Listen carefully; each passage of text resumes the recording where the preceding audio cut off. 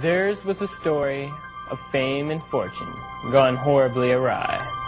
They were the voice of a generation that seemed to fade away into the shadows. Tonight, we tell a story about three little chipmunks who made it to superstardom and fell from center stage.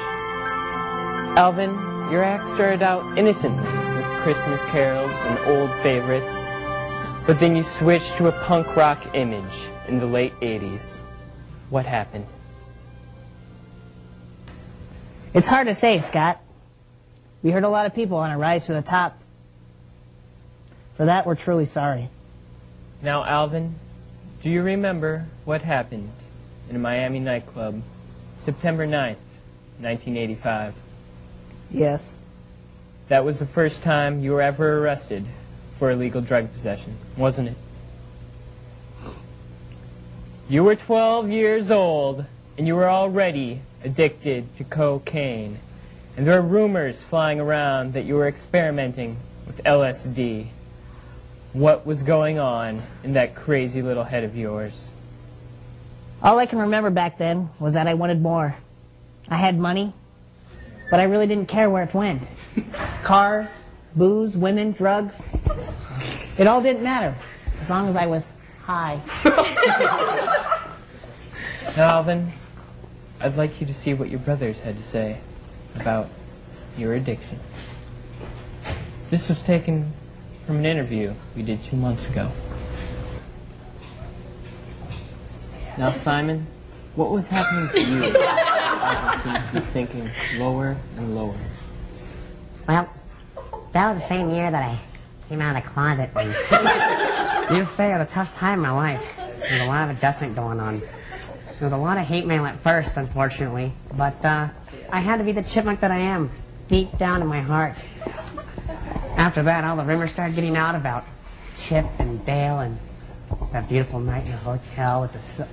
Well, anyways, I was just sick of hiding, and I just wanted to get it all out, let them know who I really am, the real Simon. That was a totally time for all of us, Scott. I was dealing with chronic depression and an eating disorder I just couldn't seem to shake.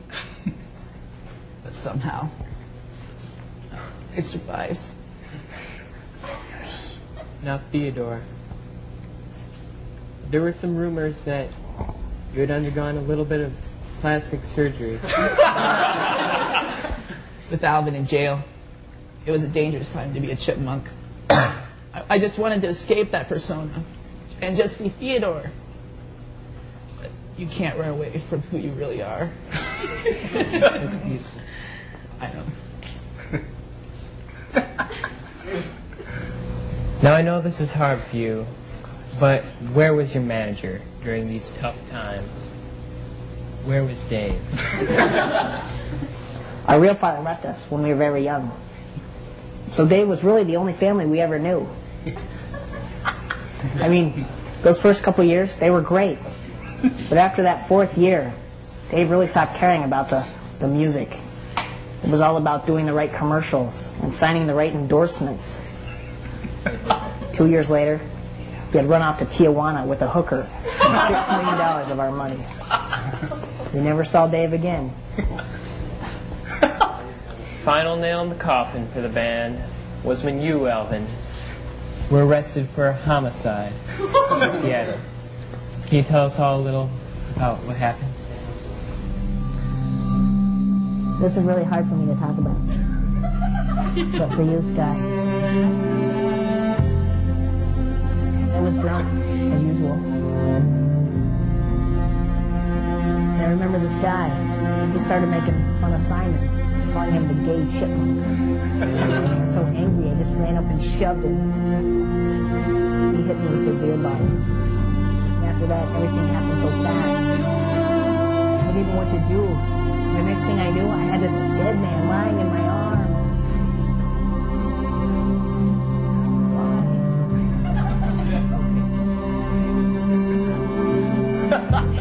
I'm sorry.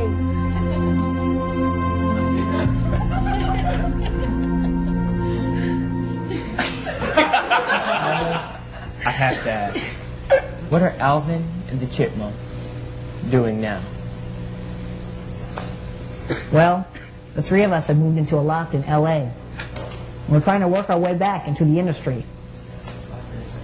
Hopefully we'll have another spot in the new Britney Spears CD, so you might want to check that out. Other than that, we're taking things one step at a time. It's important that we stick together. After all, we're family. There you have it. They made their way from the bottom to the top to the bottom, and now they're climbing their way up one more time.